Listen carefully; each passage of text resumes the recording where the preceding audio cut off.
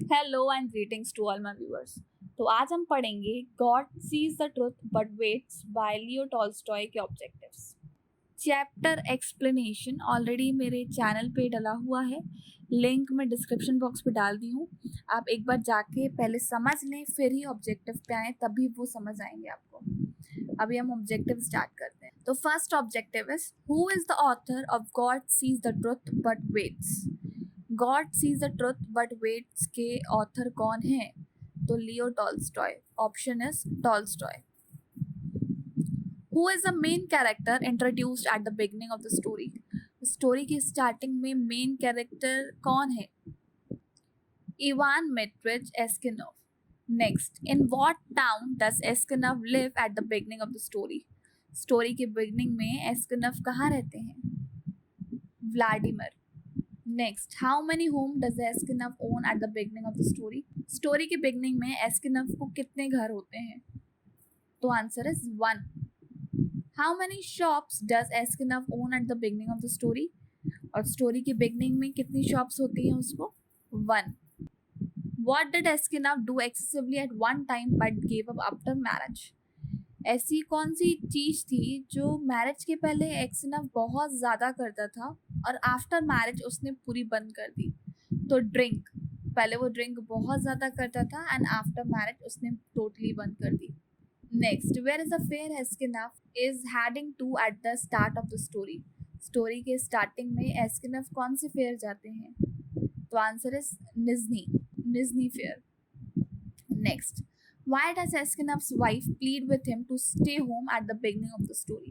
Story की starting में एस्किनव की वाइफ उसको रिक्वेस्ट करती है कि प्लीज मत जाओ अफेयर पे, आप घर पे ही स्टे करें। तो ऐसा क्यों? क्योंकि वो एक सपना देख चुकी होती है कि एस्किनव वहां से जब वापस आते हैं तो उनके हेयर जो हैं वो पूरे वाइट हो चुके होते हैं। तो answer is she had a dream that something bad was going to happen. Next, with other convict, Eskinov was driven too. दूसरे आरोप लगने के बाद एस्किनव को कहाँ भेजा गया था? साइबेरिया। नेक्स्ट, एस्किनव lived as a convict in Siberia for. एस्किनव कितने सालों के लिए वहां पे क्रिमिनल बन के रहे? तो for 26 years। Next, what did Aksionov's wife dream about. एस्किनव की वाइफ जो है वो क्या सपना देखती है? वो देखती है जब एस्किनव वापस आते हैं अपने घर तो उनके जो हेयर्स हैं वो पूरे वाइट होते हैं।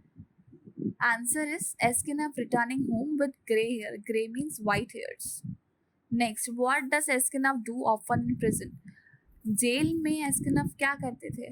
वो बहुत ही ज्यादा रिलीजियस बन गए थे, तो he often prayed. Answer is prayed. Next, what skill did एस्किनव लर्न इन प्रिजन। प्रिजन में एस्किनव ने कौन सी स्किल, कला सीखी? तो शू, बूट मेकिंग। वो जूते चप्पल सिलते थे। Answer is boot making. Next, what book does एस्किनव बाय इन प्रिजन। एस्किनव ने जेल में कौन सी बुक खरीदी? जब एस्किनव बूट मेकिंग की कला सीखे थे तो वो जेल में यही करते थे, तो उनसे उन्होंने बहुत सारी मनी भी अर्न की थी, जिससे उसने अपने लिए द लाइफ ऑफ सेंट नाम की बुक खरीदी।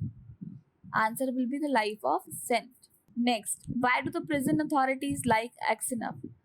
प्रिजन अथॉरिटीज वहाँ पे जेल में जो भी लोग थे वो एस्किनव को बहुत ज़्यादा पसंद करने लगे थे। क्यों? बिकॉज वो बहुत ही ज़्यादा मीक थे। मीक अपन बोल सकते हैं सॉफ्ट, समझदार, पेशेंट। तो answer will be for his meekness. Next, what nickname do the fellow prisoners give Aksionov. Aksionov के बाकी जो जेल में साथ में लोग थे, साथी थे, उन्होंने उसका नाम क्या रखा था? ग्रैंडफादर एंड द सन, क्योंकि लोग उनसे बहुत ज़्यादा इम्प्रेस्ड थे और उनकी सारी बातें मानते थे, तो as a grandfather and son उन्हें बुलाया जाता था। Next, who is a new convict that comes to the prison. जेल में दूसरा क्रिमिनल कौन आता है? तो Makar Semyonich. Next, who notice some earth rolling out from under one of the shelves.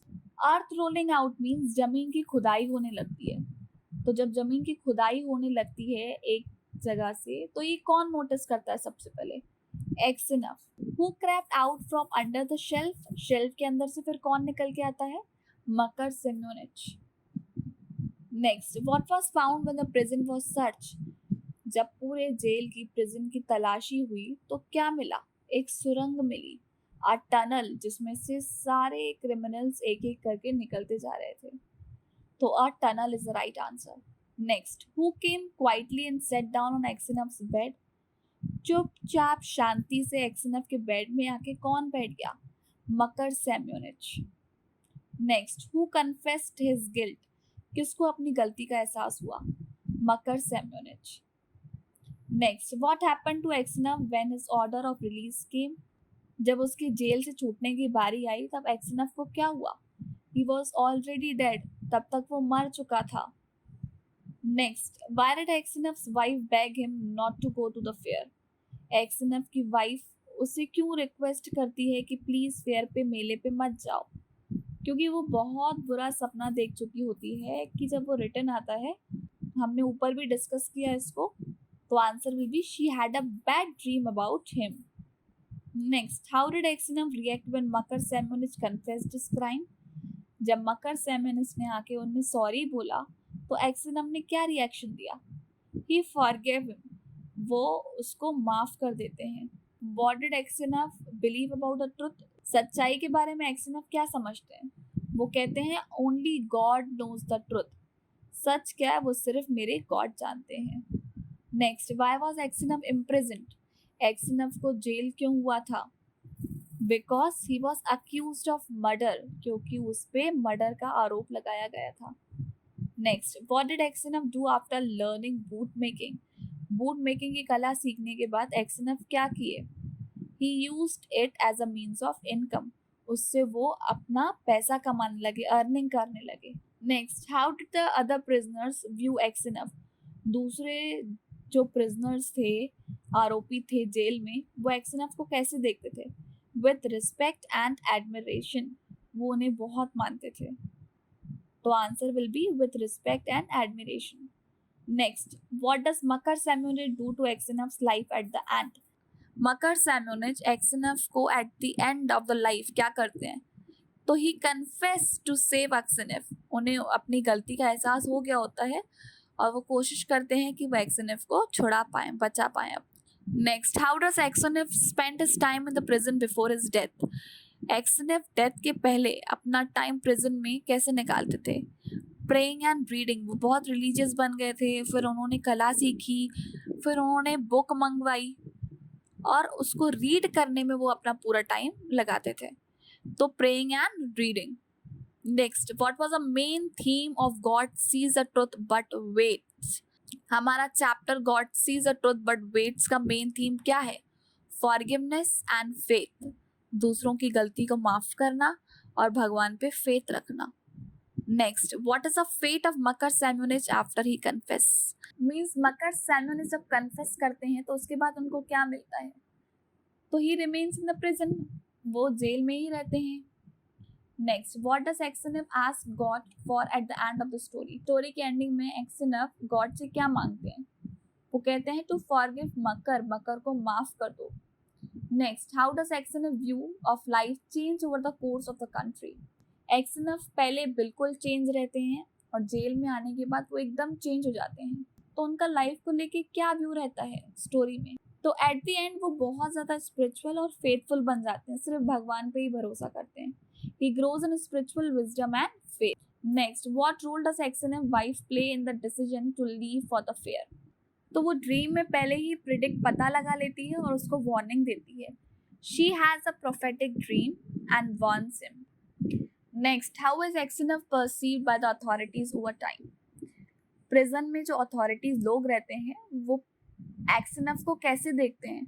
As a wise and pious man, means बुद्धिमान और pure आदमी। तो answer will be as a wise and pious man. Next, how does Aksyonov cope with the harshness of prison life? Jail में जो इतनी दिक्कतें होती हैं, मुसीबतें आती हैं, वो उनको कैसे फेस करते हैं? By accepting his face and turning to religion, destiny पे छोड़ देते हैं, जो होगा देखा जाएगा, और भगवान को बहुत ज्यादा मानने लगे। So answer will be by accepting his faith and turning to religion. Next, what does Aksyonov's wife think about his innocence?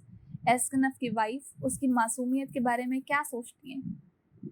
She firmly believes in his innocence, वो उन पे यकीन करने लगती है, उसकी इनोसेंस को मानने लगती है। नेक्स्ट, व्हाट इम्पैक्ट डिड एस्किनफ wrongful imprisonment have on his family? जो एस्किनफ पे एक गलत आरोप लगाए गए थे और जिसके कारण उन्हें जेल मिला था, तो उसकी फैमिली पे इसका क्या इम्पैक्ट पड़ा? They had to suffer and struggle without him.